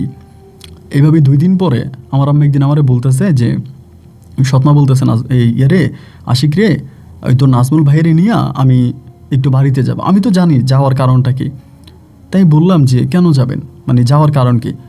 পরে আমার সৎমা আমারে বলতেছে যে সিদ্ধান্ত নিয়েছিলাম নাজমুল ছেলেটা তো ভালো, যতদূর দেখলাম, শুনলাম, জানলাম, বুঝলাম, এই নাজমুলের কাছে সাথীরে বিয়ে দিব।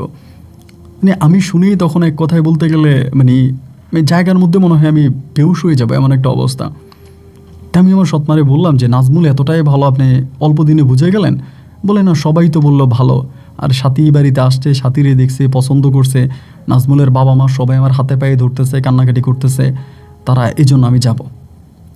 পরে আমি তখন আর কিছু বলতে পারি নাই, আমি আমার সৎমায়ের সাথে মানে তখন রওনা দিছি সাথীদের বাড়িতে, মানে আমার সৎমায়ের বাড়িতে। সাথী ফোন দিয়া বলতেছে এটা কী করতেছো। আমি বললাম দেখলে তো আর বিয়ে হলো না, আগে দেখো পরেরটা পরে, উনি তো তোমার আগেও দেখছে।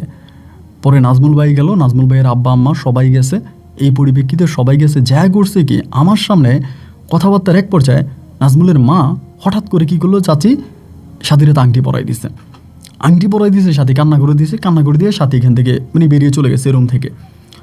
বেরিয়ে চলে যাওয়ার পরে আমি তখন কি করব, মানে সবাই বললো, সাথীর মা বলতেছে, মানে আমার সৎমা বলতেছে মেয়ে তো আমার লজ্জা পাইছে মনে হয়, মেয়ে চলে গেছে, লজ্জা লাগছে, আপনারা কিছু মনে করেন না। মানে ও যাই কী করছে আমার ব্লক করে দিছে, মানে একদম সব কিছু নাম্বার সব কিছু থেকে আমার ব্লক করে দিছে। আমার সাথে আর 1 মিনিটও কথা বলে নাই।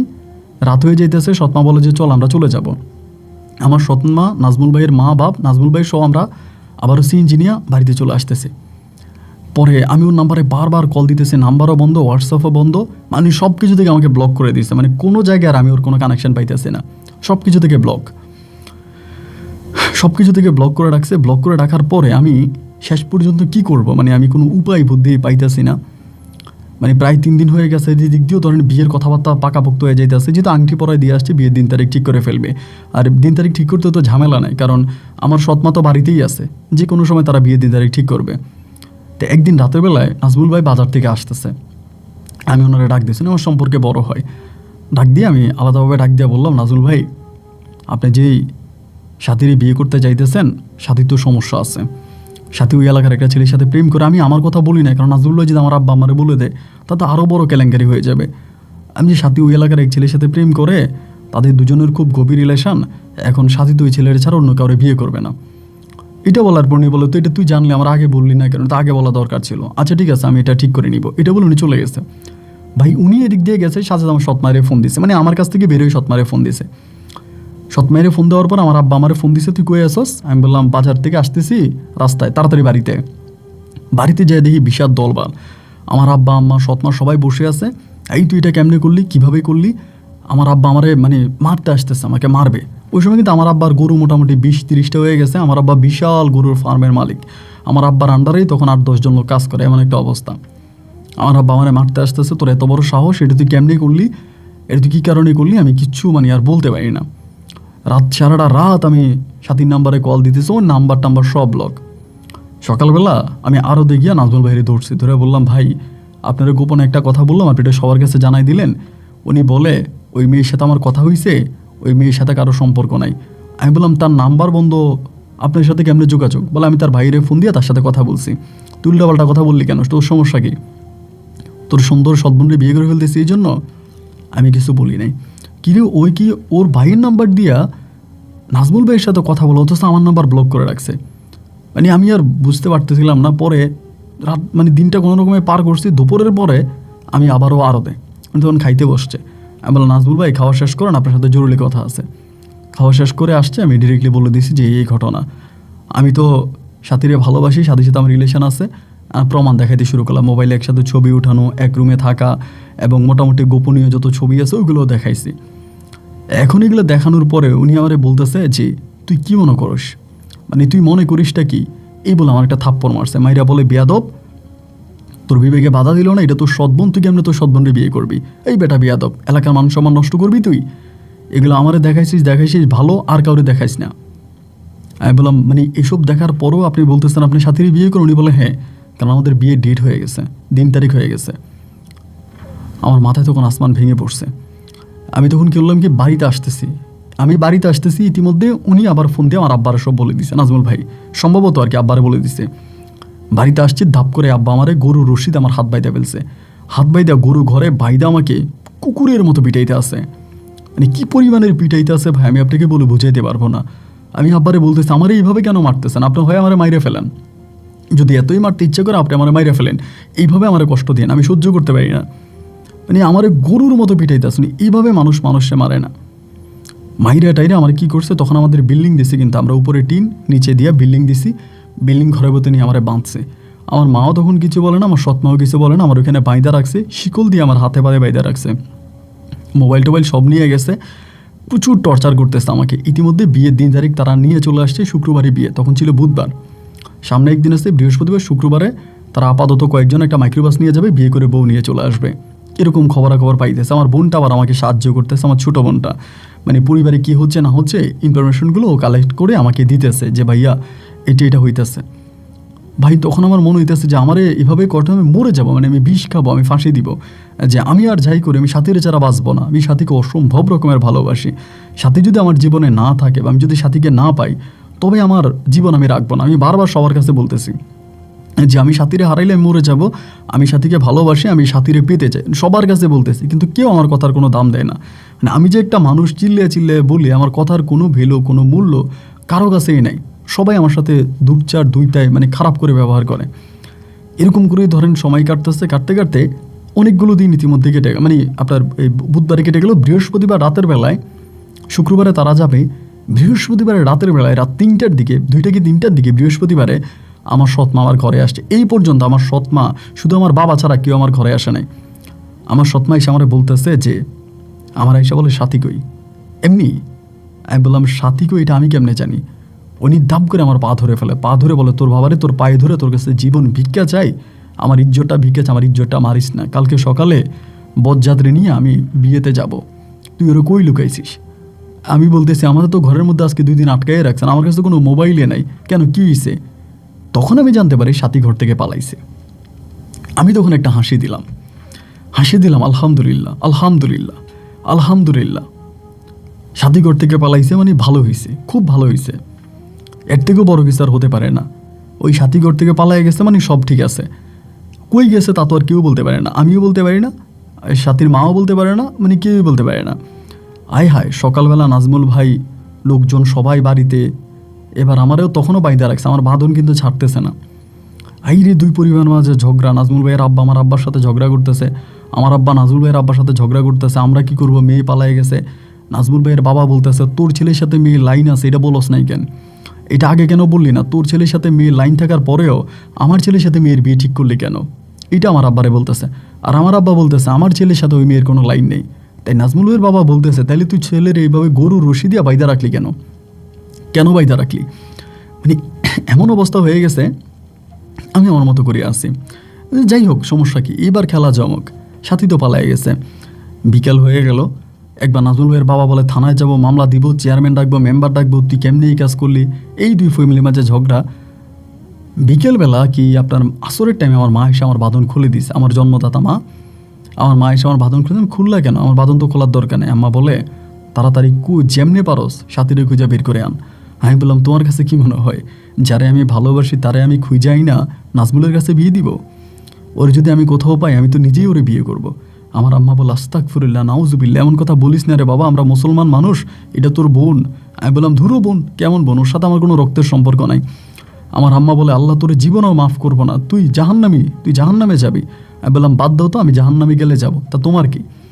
ঘর থেকে বেরিয়ে গেলাম, এবার আমি আমার লিঙ্ক মতো ওই রাতের মধ্যেই সাথীদের বাড়িতে, ওই রাতেই সারাটা রাত খালের পাড়ে বসেছিলাম। বিশ্বাস করেন ভাই, এই স্মৃতিগুলো এখনও মনে হলে চোখের পানি ধরে রাখতে পারি না। আজ কোত্থেকে কই হলো, কি থেকে কি হইল। আমি সারাটা রাত এই খালের পাড়ে বসেছিলাম, বসে বসে কান্না করছি। সকালে সূর্যটা ওঠার পরে সাথীদের বাড়ির দিকে গেছি। সাথীর বড় ভাই আমার দেখা বলতেছে, কি আশিক তুমি, আম্মা আসছে? আমি বললাম যে না।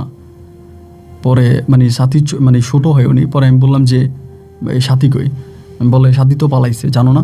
আমি বললাম, পালাইছে, কই গেছে? বলে, তা তো আমরা জানি না কই গেছে। এই বাড়িতে আমি 3 দিন পর্যন্ত ছিলাম, যে কারোর সাথে সাথীর কোনো সম্পর্ক আছে কিনা বা সাথী বাড়িতে ফিরে আসে কিনা, কোনো কিছু আর আমি পাই নাই। দিনের পর দিন, রাতের পর রাত অতিবাহিত হয়েছে, সাথীর কোনো সন্ধান নাই। এদিক দিয়ে তো আব্বা মা তারাও খুঁজতেছে, আমিও খুঁজতেছি, নাজমুল ভাইয়ের ফ্যামিলির মানুষরাও খুঁজতেছে। নাজমুল ভাই তো পাগল হয়ে বাড়ি থেকে বাইরে গেছে, মানে কই চলে গেছে তার কোনো খোঁজ পাওয়া যাইতেছে না। মানে উনি ব্যবসা বাণিজ্য, বাড়ি গাড়ি সব পালে উনি চলে গেছে। সবাই তখন সাথীরে খুঁজতেছে, আমি আমার মতো খুঁজি, যে যার মতো খুঁজে বিভিন্ন জায়গায় খুঁজে বেড়াইতেছে, বাট ও নাই, আর কোনো জায়গায় নাই, মানে কোথাও আর ওরা পাই না। এবার বাড়িতে আসছি, আইসা কান্নাকাটি করি, সবাই খোঁজে, মানে সাথী নেই, মানে আমাদের পুরো পরিবার, মানে 2টো পরিবারে অন্ধকার, 3টা পরিবার পুরো অন্ধকার। তো আমার আম্মা আমারে বলে, তুই খাওয়া দাওয়া করস না, ঘুমাস না? আমি বললাম, গরুর রশিদে আমরা বাইতে রাখছো, আর কি খাবো? এরকম করে প্রায় 2টা বৎসর কেটে গেছে, 2 থেকে আড়াই বৎসর। সাথীর কোনো সন্ধান কেউই পাই নাই, আমিও পাই না, আমার পরিবারে কেউই পাই নাই। আম্মা বলতেছে, যাও আবার তা হইছে, আমার বিয়ে করাবে, আমার জন্য মেয়ে দেখতেছে। আমি বললাম, সাথীর মা কিন্তু ওই সময় পাগলের মতো, আমার সৎ মা, মানে বিভিন্ন জায়গায় হুজুর, কবিরাজ, তান্ত্রিক, খোনার এগুলোর কাছে দৌড়াইতেছে, শুধু মেয়েরে খুঁজতেছে যে মেয়েরে পাওয়া যায় কিনা, মেয়ে কই গেছে। এমন করেই তখন সময় কাটতেছে, সাথীর আর কোনো সন্ধান পাই নাই, কেউই সাথীর আর খুঁজে পাইতেছে না। 2.5 বছর পরে, সাথী হারিয়ে যাওয়ার 2.5 বছর পরে আমার মা তখন আমারে বলতেছে, আমার বিয়ে করাবে, মেয়ে খুঁজতেছে, আমার বিয়ে করাবে। আমি বিয়ে করব না। ইতিমধ্যে আবার মানে করোনাও গেছে, মানে করোনার মধ্যেও সাথীর মা বাইরে সাথীর খুঁজে বেড়াইছে। তো অনেকেই বলে করোনাতে হয়তো মারা টারা গেছে, এটাও অনেকেই বলতেছে, কারণ এরপরেই করোনা শুরু হয় ভাইরাস। তো ও আর নাই, টোটালি ও আর নাই, ওরে আর কেউই খুঁজে পায় নাই। 2.5 বছর পর আব্বা আম্মা বলতেছে 21 সালে আমার বিয়ে করাবে। ধরো আমি বিয়ে করবো না, আমার আম্মা বলতেছে বিয়ে কর, আমি বিয়েই করবো না। আমি তখন বউ করে ঘুরে বেড়াইতেছি, গরুর ফার্মের কাজ করে, আব্বা টাকা ঢোকা 200 দিয়া চলি, নিজের মতো করে আমি বাইচে আছি। আমার কারো কাছে আন যাও নাই, ধান যাও নাই, কারো কাছে নিজে যাইও না, আর কাউরে আমি আমার উপরে আনিও না। এরকম করতে একটা পর্যায়ে আমার আব্বা তখন করলো কি, মানে আমার এই প্রায় 4 বছরের সাথে হারিয়ে যাওয়ার 4 বছর পরে, 4 থেকে 4.5 বছর পরে, আল্লাহর কি হুকুম আর কি, মনে হয় আল্লাহ এটা আমার ভাগ্যে রাখছে। একদিন হইল কি, মানে এটা কেউই বিশ্বাস করে না, আমি এখনও যাদের কাছে আমি বলি এটা কেউই বিশ্বাস করে না, তবে আমি আল্লাহকে সাক্ষী করে বলে আমি 1 ফোঁটাও মিথ্যে বলতেছি না। একদিন একটা নাম্বারের, মানে কাগজের মধ্যে একটা আপনার 100 টাকার নোটের ভিতরে নাম্বারটা দেওয়া ছিল সাথী রংপুর নাম্বার, একটা নাম্বার। এই টাকাটা আমার কাছে, হঠাৎ করে নাম্বারটা দেখিয়া সাথী রংপুর, আমি কলমকে নাম্বারটাতে কল দিলাম। কল দেওয়ার পরে এটা আমার একটা নতুন সিম নাম্বার ছিল, কিন্তু আগের সিম টিম কিছুই নেই। রিসিভ করলো হুবহুব সাথীর কণ্ঠ। যখন আমি হুবহুব সাথীর কণ্ঠ পাইলাম, আমি তো একটু বিব্রত, কিরে সাথীর কণ্ঠ। আমি কাইটে দিয়ে চিন্তা করতেছি, এবার দিয়ে আমার কল ব্যাক করতেছে, বারবার কল ব্যাক করার পরে আমি কলটা ধরছি। ধরার পরে আমি হ্যালো বলছি, বলে কে? আমি বললাম আপনি কে? ও তখন চুপ, কোনো কথা বলে না, আমিও কোনো কথা বলি না। তারপর আমি বললাম যে সাথী। পরে বলতেছে কে? আশিক? এমনি মানে ওয়াল্লাহ আমি এক ফোঁটাও মিথ্যে বলতেছি না।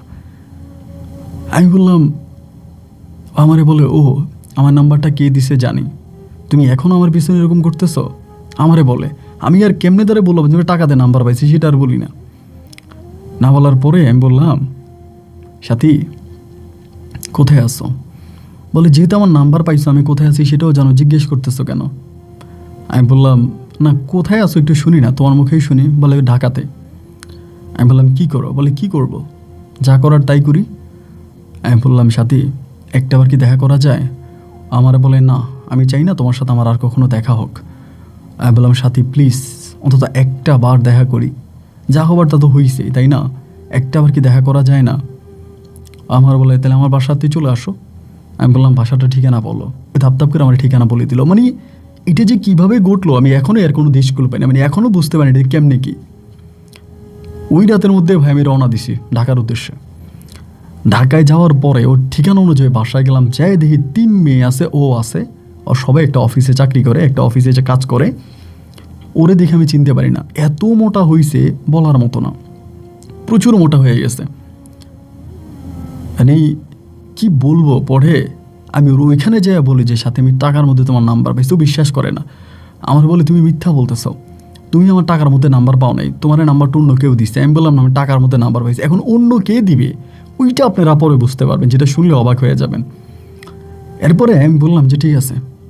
এরকমভাবে আমি তখন সৎমায়ের ফোন দিলাম, সাথীর তো খবর পাইছি, সাথী এই জায়গায় আছে, অমুক জায়গায় আছে, আমি সাথীরে বাড়িতে আনতে পারি, আমার একটা শর্ত আছে। বলে কী শর্ত? আমি বললাম আপনি আমার সাথীর কাছে বিয়ে দিবেন। উনি বলে আল্লাহ সাক্ষী, আল্লাহ 30 শরীফা কোরআনের কসম, আমি সাথীরে তোমার কাছে বিয়ে দিব। এত কিছুর পরেও যদি তুমি সাথীরে খুঁজে পাইছো, আমার মেয়েরা আমার বুকে ফিরেই দিবা, আমি সাথীরে তোমার কাছে বিয়ে দিব, আমার আর কোনো চাওয়া নাই। আমি বললাম ঠিক আছে। ওনারা ঢাকাতে আনছি, আইনা ওনারে একদম ওরে ধরাই দিছি, মানে আমার সৎমার আইনা ধরাই দিছি। সৎমা ওরে ধইরা কান্নাকাটি কইরা ঠিক আছে তোরে আশিকের কাছে বিয়ে দিব, তুই চল। ও আমি যাবো না, আমি যাবই না। আমার সৎমা বলতেছে তুই চল, আমি তোর আশিকের কাছে বিয়ে দিব। তো ওর যেটা মনে হয় যে ওর অন্য কারোর সাথে লিঙ্ক আছে, অন্য কারোর সাথে সম্পর্ক আছে। এমন করতে করতে ওই জায়গার মধ্যে, মানে ওই বাড়ির মধ্যেই, ওই বিল্ডিংয়ে তখন আমার সৎমা হুজুরেই না আমাদেরকে বিয়ে পড়াইছে, মানে কলমা করাই দিছে। কলমা পড়াই দেওয়ার পরে সাথী তখন আমার সাথে এই প্রথম আবারও রংপুরে রওনা। আমাদের কিন্তু বাসরও হয় নাই, শুধু কবুল হয়েছে। রাতের বেলায় সৎমা আমাদেরকে নিয়ে বাড়িতে। আমার সৎমা বলে যা হবার তা হবে, আমি সবার সামনে কথা বলবো, তোর সাথে ওর কোনো রক্তের সম্পর্ক নাই, ওর বাপও আলাদা, ওর মাও আলাদা, তোর বাপও আলাদা, তোর মাও আলাদা, ওরা বিয়ে করতে পারবি। আমি হুজুরদের সাথে কথা বলছি, বিয়ে করা যাবে, তোরা যাইস।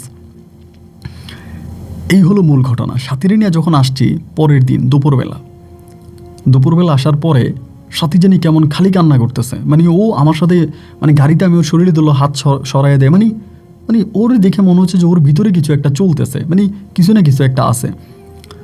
পরে আমার বোন ভাই তারা মিলা বাঁশর ঘর রেডি করছে, রাতের বেলায় বাঁশরে ঢুকবো 8টার দিকে, আনুমানিক 8টা কি 9টার দিকে। এতদিন পর্যন্ত নাজমুল ভাইয়ের কোনো খবর নাই। হ্যাঁ মাঝে মাঝে বাড়িতে আসতো, চলে যেত, থাকতো না। তো এতদিন পরে নাজমুল ভাই ফুল বাড়িতে এসে 8টার দিকে আমারে বলতেছে যে নাজমুল ভাইয়ের সাথে 8টার দিকে আমার দেখা। 8টার দিকে নাজমুল ভাই আমারে বলতেছে যে আশিক, যারা নিয়ে সংসার করবি সে বিগত 4-5 বছর কই ছিল খবর পাইছিস? আমারে বলে। তখন কিন্তু আমার বিয়ে হয়ে গেছে, আমি শুধু বাসর করে ঢুকবো। পরে আমি বললাম যে মানে কিসের খবর নিব? বলে আমার সাথে সংসার কইরা বাচ্চা নিল, সেই বাচ্চা মারা গেল, এখনও তোর সাথে সংসার করব। বাহ, নারী জাতি বড় ভয়ঙ্কর রে, নারী জাতি বড় ভয়ঙ্কর জাতি। ও যদি ভালো থাকে তাহলে আমার কোনো সমস্যা নেই, ও ভালো থাক, তুই যা সংসার কর। আমি বললাম ভাইটা আপনি কি বললেন? ওই আপনার সাথে সংসার? বলে অবশ্যই, তো ঢাকায় ছিল না, অমুক জায়গায় ছিল না, এই বিল্ডিংয়ে ছিল না? আমি বললাম হ্যাঁ। বলে আমি আরও একসাথেই ছিলাম, আমাদের বাচ্চা হয়েছে, বাচ্চাটা মারা গেছে, 2টা বাচ্চা হয়েছে, একটা না 2টা বাচ্চা মারা গেছে। এরপরে ও আবার তুই কেমনে তার লিঙ্ক পাইলি, ভাই আবার তোর গলায় ঝুলে গেছে। আমার সাথে সম্পর্ক ভালো নাই, ওর চরিত্র ভালো না, তাই ঠিক আছে যা ভাই তুই সংসার কর, আমার সমস্যা নাই, তুই ঘরে ঢুক। ভাই আমার ভিতরে তো সন্দেহ ঢুকাই দিল। বাসর ঘরে ঢুকলাম, ঢুকার মুখের দিকে তাকায় দেখতেছি আসলেই তাই। ওর চেহারা টেহারা দেখলেই মনে হয় বিবাহিত, এবং ও মানে আমার সাথে আগের মতো কোনো কিছুই নাই। এত প্রেম, এত ভালোবাসা, এত রোমান্স, এগুলো কোনো কিছুই নেই। যেই মেয়ে আমাকে বিয়ে করতে না পাইরা বাড়ি থেকে পালায় গেছে, মানে আমাকে বিয়ে করতে না পাইরা বাড়ি থেকে পালায় গেছে, সেই মেয়েটা ধরেন এখন আর আমারে চিনেই না, মানে আমার সাথে ঠিকমতো কথাও বলে না। আমি বললাম যে সাথী, বসছি, বৈশা ওর সাথে কথা বলতেছি, তোমার অতীত নিয়ে, খালি অতীত নিয়ে খোঁচাইতে আসি। অতীত নিয়ে কথা বলতে বলতে বলতেও কিচ্ছু বলে না। রাত্রে আনুমানিক 2টা কি 2:30 বাজে আমি বললাম যে মানে ওরে ধরছি, ধরে আমি বলতেছি মানে শারীরিক সম্পর্ক, স্বামী স্ত্রীর সম্পর্কের মধ্যে যাব, এমন সময় একটা মেয়ের বাচ্চা হইলে তার পেট কিন্তু ফাটা থাকে, দেখবেন নাভির নিচের অংশটাকেও ফাটা থাকে। তো আমার কথা হচ্ছে শারীরিক সম্পর্কের আগে আমি ওর পেট চেক করবো যে ওইখানে কি। আর এইটার দিকে ওর পেটের মধ্যে হাত দিয়ে দেখতেছি পেটের মধ্যে ফাটা ফাটা দাগ, মানে বুঝেই গেছে এটা বাচ্চা হয়েছে। কারণ বাচ্চা হলে কিন্তু মেয়েদের এরকম জানে যা হয় আর কি, আমি ভাবিদের মুখে যা শুনেছিলাম। আমি তখন বললাম, তুমি নাজমুল ভাইয়ের লগে 4 বছর 5 বছর সংসার কইরা বাচ্চার মা হইয়া এরপরে আমার কাছে আইলা, এই কথা বলো তো আমার খুব জোর একটা থাপ্পড় মারে। বেয়াদব, আমি কি কইছি তুই আমার বিয়ে কর, তুই আমার বিয়ে করলি কেন? আমিও তখন একটা গালি দিয়া বসছি, তুই এরকম খারাপ বলে চুলের মুঠি ধরছি, দইরা ধাক্কা দিছি, মানে লাত্তি মারছি, লাত্তির লগে পড়ে গেছে খাট থেকে পুরো আমারে মারতেছে, আমি ওরে মারতেছি। এই অবস্থার মধ্যে আমি ধাপ করে ওরে, তখন আনুমানিক প্রায় 3টার মতো বাজে, ওরে লাত্তি মেরা আমি মানে ঘরের দরজাটা খুলে বাইরে গেছি, উঠানে বাইরিয়া আমি চিৎকার দিছি। চিৎকার দিয়ে আব্বা আমার সবাই আসছে বাইরে, কি হয়েছে? আমি বললাম 1 তালাক, 2 তালাক, 3 তালাক। আমি ওর এই মাত্র তালাক দিলাম, আমি তালাক দিলাম। আমার সৎমা বলবো নাউজুবিল্লাহ, আজকে বাসরতে কিসের তালাক, এটা কি? আমি বললাম আপনার মাইয়া একটা খারাপ, আপনার মাইয়া নাজমুলের লগে সম্পর্ক কইরা 5 বছর থেকে এরপরে আমার ঘরে আইছে। সাথী তখন আর কোনো কথা বলে না। আমার আব্বা আমার ঘরে টাইনে নিয়ে বলে, এগুলো তুই কী কইতেছিস? আমি কই, আপনি কিচ্ছু জানেন না, ও নাজমুল ভাইয়ের সাথে সংসার করছে। আমার আব্বা তো মনে করছে সত্যি। সকালবেলা হলো কি, সাথীর মারে নিয়ে চলে যাচ্ছে। তাই আমি বললাম যে কই যান? সৎমারে বলতেছি, আমি সৎমারে সকালে বলতেছি যে আপনার মেয়ে নিয়ে আমার বাড়ি থেকে চলে যান। আপনার মেয়ে যদি আমার বাড়িতে থাকে তাহলে হয়তো আমি আপনার মেয়েরে মার্ডার করে ফেলতে পারি। সকালবেলা আমার সৎমা করলো কি, সাথীরে নিয়ে আমার বাড়ি থেকে চলে গেছে। ঘটনা কিন্তু এখানেই শেষ। সাথে কিন্তু আমার শারীরিক সম্পর্ক ওভাবে হয় নাই, মানে কিছুই হয় নাই। শরীরে হাত দিয়ে এগুলো দেখে আমি ছেড়ে দিছি, ও চলে গেছে। চলে যাওয়ার পর আমার আব্বা বলে, এটা কোনো কাজ করলি তুই? আমার এই ঘটনার কেন্দ্র করে আমার সৎমা আমাদের বাড়িতে আর আসে না। মানে সৎমাও তখন চলে গেছে আমার ফুফুর বাড়ির ওই দিকে, মানে ওনার বাপের বাড়িতে। এভাবে কয়েকদিন কেটে গেল। কয়েকদিন কেটে যাওয়ার পরে কী হয়েছে জানেন? মানে যেটা আপনি শুনলে নিজেকে নিজে বিশ্বাস করাতে পারবেন না। মানে কি বলবো, বেশি না, প্রায় 15 দিন পরে এই নাজমুল ভাই নিজে সাথীর বাড়ি থেকে বিয়ে করাইয়া 50 লাখ টাকা কাবিন দিয়ে বিয়ে করে সাথীরে ঘরে ঢুকাইছে। ঘরে ঢুকানোর পরে নাজমুল ভাইয়ের মানে বিয়ের প্রায় সপ্তাহখানিক পরে নাজমুল ভাইয়ের এক পরিচিত বন্ধুর মাধ্যমে আমি তখন জানতে পারি যে নাজমুল ভাই আমার বাসর রাতের আগে আমাকে যে কথাটা বলছে এটা ছিল পুরো মিথ্যা কথা। সাথী কোন জায়গায় আছে, কোন জায়গায় পাইছে, সব কিছু ওই নাজমুল ভাই সাথীর মায়ের কাছ থেকে শুনছে। শুই না আমার কথাগুলো বলছে, কিন্তু আসলেই সাথীর সাথে নাজমুল ভাইয়ের কোনো সম্পর্ক ছিল না। তাই নাজমুল ভাই হয়েছে ওই বিল্ডিংয়ে, নাজমুল ভাইয়ের সাথী একসাথে ছিল। ওই বিল্ডিংয়ের মেয়েদের ঠিকানা কিন্তু আমার ছিল, তো ফোন নাম্বার ছিল না, তার ঠিকানা চিনতাম। যখন সপ্তাহখানিক পরে জানতে পারলাম যে এটা মিথ্যা কথা, নাজমুল ভাইয়ের বিয়ে সপ্তাহখানিক পরে আমি ডিরেক্টলি ঢাকায় যাই ওই যে মেয়েগুলো চাকরি করতো ওই মেয়েগুলোর কাছে গেছি। প্রতিটা মেয়ে বলে পুরো মিথ্যা কথা। সাথী আমাদের সাথে ছিল, আমরা সাথীর সাথে ছিলাম। সাথী আপনাকে ভালোবাসতো, সবসময় আপনার কথা বলতো, সাথী সবসময় আপনার কথা বলতো। কোনোদিনও সাথীর সাথে কোনো ছেলের কোনো সম্পর্ক দেখি নাই, বিয়ে তো দূরের কথা। আমি তখন নাজমুল ভাইয়ের ছবি দেখলাম বলে এই ছেলেকে আমরা কখনোই দেখি নাই। সাথী রংপুর থেকে পালাইয়া আমাদের কাছে আসছে, আমাদের সাথেই ছিল বিগত 4.5-5 বছর, আমাদের সাথেও আমরা একই সাথে ছিলাম। আমরা আরও মেয়েরা ছিলাম, বাকিদের বিয়ে হয়ে গেছে, আমরা 3 জন একসাথে আছি। তো ভাই আমরা এরকম, এটা মিথ্যা কথা। পরে নাজমুল ভাইরে ধরলাম, ধরে বলতেছি, ভাই আপনি আমার সাথে এত বড় চিট করলেন, আমি না ছোট, আপনি না বড়। উনি আমার তখন বলতেছে যে তুই তো আমারে ঠকাইছিস, যার জন্য আমি তোরে ঠকাইছি। উনি সত্যতা স্বীকার করলো। সত্যতা স্বীকার করার পরে আমি যখন থেকে সুযোগ খুঁজতেছি কি করা যায়। ওনাদের কোনো বাচ্চা কাচ্চাও হয় না, সাথী ঘর থেকেও বের হয় না। প্রায় 9 মাস পরে সুযোগ পাইছি ভাই। 9 মাস পরে সুযোগ পাইয়া সুযোগ কাজে লাগাই দিছি। সুন্দর সময় ওরা পাইছি, একলা পায়াই ধৈর্যাই হাত মুখ বাইদে এখান থেকে ওরে নিয়ে আমি পালাইছি। পালাইয়া ওরে নিয়ে আমি এখান থেকে পালাইয়া প্রথমে চলে গেছি রংপুর শহরে যে ওরে যা করছি এগুলো আসলে মুখে বলার মতো না। কিছু ইঞ্জেকশন দিছে ওকে, অনেক টাকা খরচ করছি আমি। আমার বাবার 4টা গরু বিক্রির টাকা সম্পূর্ণ আমার পকেটে নিয়ে বাইরে এসেছে। ওরে নিয়ে পরে ঢাকায় চলে গেছি। ঢাকায় যে আমার এক বন্ধুর মাধ্যমে এক ফ্ল্যাট ভাড়া করছে, ফ্ল্যাটে ওরে নিয়ে রাখার পরে কোনোভাবেও থাকবে না, মানে প্রচুর ওরা বাহিদা রাখছি। শেষ পর্যন্ত এক তান্ত্রিকের আশ্রয় নিছি, নিয়া কালো জাদু করছি ওর শরীরে রক্ত দিয়া, কালো জাদু আমার শরীরে রক্ত ওর শরীরে রক্ত দিয়া ব্ল্যাক ম্যাজিক করে কোনোভাবে ওরে ধরে রাখছি। ও ঘরের থেকে বাইরে, মানে আজকে প্রায় বলতে গেলে 2-2.5 বছরের মতো হবে ওর ঘরের মধ্যে আমি আটকায় রাখছি, ঘরে বাইরে যাইতে দিই না। আমার পরিবারের সাথে আমার কোনো যোগাযোগ নেই, মোবাইল টোবাইল সব বন্ধ। এখানে একটা জায়গার ভিতরে একটা চাকরি করি। সকালে যাওয়ার সময় আমি, বলতে খারাপ লাগে, আমি ওরে বাইদা যাই, মানে শিকল দিয়া ওর পা বাইদা, খাটের সাথে শিকল দিয়া পা বাইদে এভাবে যাই। এবং এভাবে যাইতাম, এভাবে আসতে এরম করতে করতে একটা সময় পাগল হয়ে গেছে। এখন মোটামুটিও পাগল, এখনও মোটামুটি পাগল, আমি ওর সাথে এখনও আছি। তো এখন কী করব? ইতিমধ্যে আমার পরিবার বিষয়টা জেনেছে। আমার বাপ মাই বলতেছে ওরে ছাইরা দিয়ে চলে। ওর মা কিন্তু আবার আমাদের বাড়ি থেকে চলে গেছে। আমাদের বাড়ি থেকে যেহেতু আমি ওরা নিয়ে পালাই গেছি, ওর মা আবার আমাদের বাড়ি থেকে চলে গেছে। তো এখন কী করবো এই সময়ে? আমি অনেক হুজুর, ডাক্তার, কবিরাজ অনেক কিছু দেখাইছি, পুরোপুরি এখন পাগল। মানে কেউ ওকে ভালো করতে পারে নাই, এখন পর্যন্ত কেউ ভালো করতে পারে নাই। তেন আমার বাপ মা বলতেছে ওরা ছাইরা দিয়া তুই এসে আরেকটা বিয়ে কর, সংসারী হ, ওর পিছনে আর ঘুরিস না। আর কত? আর আমি কী করবো? আজকে কয়েকটা দিন ধরে এটা নিয়ে চিন্তা করতেছি। আমি এখনও ঢাকাতেই আছি। এক মনে ভাবতেছি নাজমুল ভাই আবার বিয়ে শাদী করে, নাজমুল ভাইয়ের বাচ্চা কাচ্চা হয়ে গেছে, উনি আলাদা সংসার করতেছে। তো এক মনে ভাবতেছি ওরে ছাইরে দিয়া নতুন করে বিয়ে শাদী করবো। আবার ভাবতেছি ওর জীবনটা আমি নষ্ট করলাম, কী করব? শেষমেশ কোনো সিদ্ধান্তে উপনীত না হয়ে আপনার কাছে আসলাম, আপনার দ্বারস্থ হলাম, আপনার কাছে জানাইলাম ভাই আপনি আমাকে একটা পরামর্শ দিবেন যে আমি আসলে কী করতে পারি। আপনার জন্য দোয়া রইল, আপনি ভালো থাকবেন, আর অবশ্যই আমাকে একটা পরামর্শ দিবেন। আসসালামু আলাইকুম।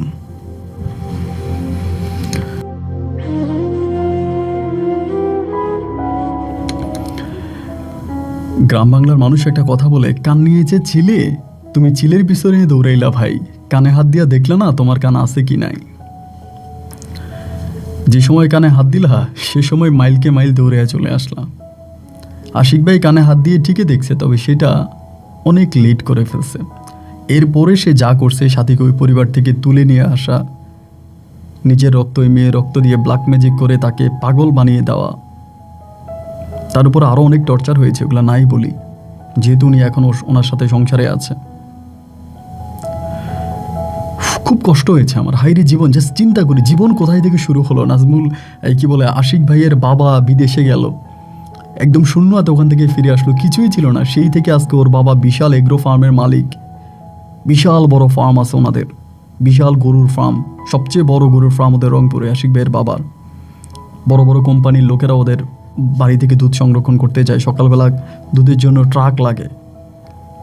অথচ আজকে কোথায় গেল শেষ পর্যন্ত? যাই হোক, অন্যরকম একটা গল্প ছিল। আপনার কাছে কেমন লেগেছে এবং এই গল্প নিয়ে ব্যক্তিগত কোনো মতামত থাকলে কমেন্ট বক্সে লিখবেন। দেখাবো অন্যদিন অন্য কারো বাস্তব জীবনের গল্প নিয়ে। আল্লাহ হাফেজ এন্ড সালামু আলাইকুম।